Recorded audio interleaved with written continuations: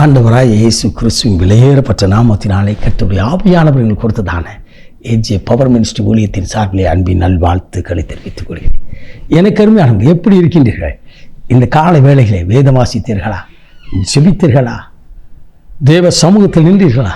கர்த்தரால் நீங்கள் ஆசீர்வதிக்கப்பட்டவர்கள். எனக்கு அருமையானவர்களே, ஒவ்வொரு நாளும் நிகழ்ச்சியானது இணையதளத்தின் மூலமாய் ஒளிபரப்பாகிறது. நீங்களும் காண்கள், உங்களுடைய நண்பர்கள் உறவுகளுக்கு சொல்லுங்கள். தேசமெங்கும் திருச்சபை எங்கும் தேவ ஜனங்களுக்கு கர்த்தருடைய வார்த்தை கடந்து போகட்டும். கர்த்தர் உங்களை அளவில்லாமல் ஆசீர்வதிப்பாரா. ஹல்லேலூயா. போகட்டும். எனக்கு அருமையானவர்களே, இன்றைக்கு கர்த்தர் கொடுத்த வார்த்தையை நாம் தியானிக்க போகிறோம். புது பலன் கொடுக்க போகிறார். புதிய பலன் யாருக்கு? ஏசியா தீர்க்கதரிசி புத்தகம் 40ஆம் அதிகாரம் 31வது இறைவார்த்தை வீதமாய் சொல்கிறது, கர்த்தருக்கு காத்திருக்கிறவர்களோ புது பலன் அடைந்து கழுகை போல சட்டைகள் அடித்து உயரி எழும்புவார்களாம். புது பலன். ஐயா, நான் சோர்ந்து போயிருக்கேன்னு நினைக்கிங்களா? வேதம் சொல்கிறது சோர்ந்து போனவனுக்கு சத்துவத்தையும் பலன் இல்லாதவனுக்கு பலத்தை கொடுக்கிற தேவனவன். என் குடும்பத்தின் நெருக்கத்தின் நிமித்தம், என் குடும்பத்தின் பாரத்தின் நிமித்தம், என் மகளின் திருமண காரியத்தின் நிமித்தம் நான் பலன் அடையாமல் போகுது. நான் ஜெபிக்கும்போது எனக்கு ஒரு பலன் இருக்குது பிரதர். மற்ற நேரம்லாம் சோர்ந்து காணப்படுகிறேன். என்னுடைய பாரங்கள், என்னுடைய கடன் பாரங்கள், என்னுடைய குடும்ப பாரங்கள் என்னை நெருக்குகிறது. என்னால் கடந்து போக முடியவில்லை என்று சொல்லி அங்கலாக்கிற உங்களோடு கர்த்தர் பேசுகிறார்.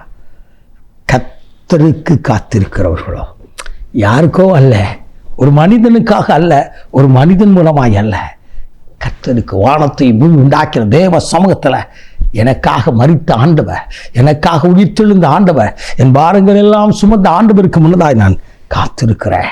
வேதம் சொல்கிறது, கர்த்தருக்கு காத்திருக்கிறவர்களோ புது பலன் அடைந்து கழுகை போல எழும்புவார்களா. கர்த்தருக்கு கர்த்தர் ஒருபோது வைக்கப்படுவதில்லை. ஒரு பலன். சரீரம் பலவீனம் இல்லைன்னா, பலவீனம் இல்லைன்னா மருத்துவத்தில் போனால் அவர் என்ன செய்கிறார்? டானிக், சரீரத்தில் பூஸ்டிவ், சரீரத்துக்கு நல்ல ஒரு எனர்ஜி வர்றதுக்காக டானிக், மாத்திரை, மருந்துகள், ஊசிகள் எல்லாமே கொடுக்குறாங்க இல்லையா? ஹார்லிக்ஸ், போன்விட்டா, இன்னும் எக்ஸட்ரா இதெல்லாம் கொடுக்கும். ஆனால் ஆத்துமாவில் ஒரு பலன் அடையும்னா அது என் ஆண்டவராகிய இயேசுவுக்கு முன்னதாக வானமனு சிங்காசனம் பூமி எனது பாதப்படினார். அவர் பாதத்தில் நீங்கள் நிற்கும் போது தான், அந்த பாதத்தில் அமர்ந்திருக்கும் போது தான் நீங்கள் அமர்ந்திருந்து நானே தேவன் என்று அறிந்து கொள்ளுங்கள் என்று சொன்னார். அந்த ஆண்டவருக்கு முன்னதாக நீங்கள் அமர்ந்திருக்கும் போது ஒரு பலன் உண்டாகிருக்கும். அல்லேலூயா, அல்லேலூயா. என் வேதம் அழகாய் சொல்கிறது பாருங்கள். எனக்கு அருமையான சங்கீத புத்தகத்தில் 103ஆம் அதிகாரம் 5வது வசனத்தில், கழுகை சமாதானமாய் உன் வயது வாழ வயது போல திரும்புமா. ஆண்டவருக்கு முன்னதாக இருக்கும்போது, ஆத்மாவில் பலன் அடையும் போது உங்களுடைய பலன் இரட்டிப்பான மடங்காய் வரும். அல்லேலூயா. தேவ பலன், பரிசுத்த ஆவியானவர் ஒரு பலனை கொடுப்பா. அந்த பலத்தினாலே நீங்கள் நடக்கும்படியா, கடக்க முடியாத பாதைகள் கடந்து வரும்படியா தேவன் அனுக்கிரகம் செய்வார். அல்லேலூயா, அல்லேலூயா. எனக்கு அருமையான அந்த கழுகு மலைகள் உச்சிகளில் போய் வாழ்மா. கிட்டத்தட்ட 40 ஆண்டுகளுக்கு பின்னதாக தன் முடியெல்லாம் உதிர்ந்து, தன் அழகையினால அந்த மலை பாறைகளிலே கொத்தி தன்னுடைய இறகெல்லாம் உதிர்ந்து மறுபடியும் அந்த புதிய இறகு முளைக்குமா.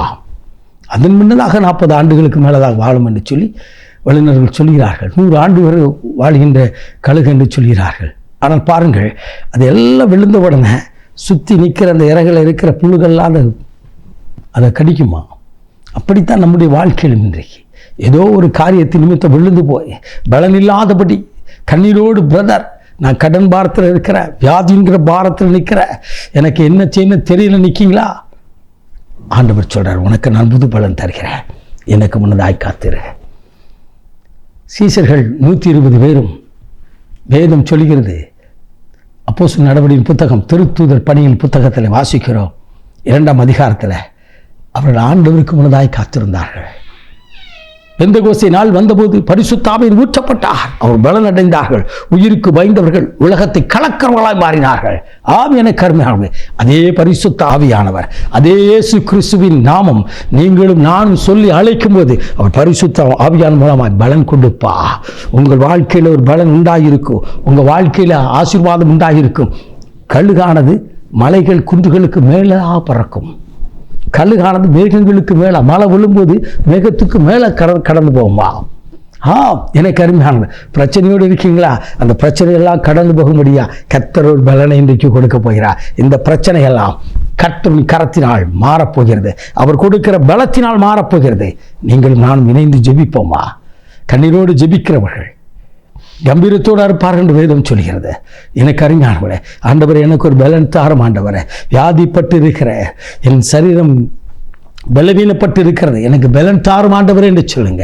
பலம் உள்ளவனுக்கும் பலம் இல்லாதவனுக்கும் உதவி செய்வது அவருக்கு லேசான காரியம்.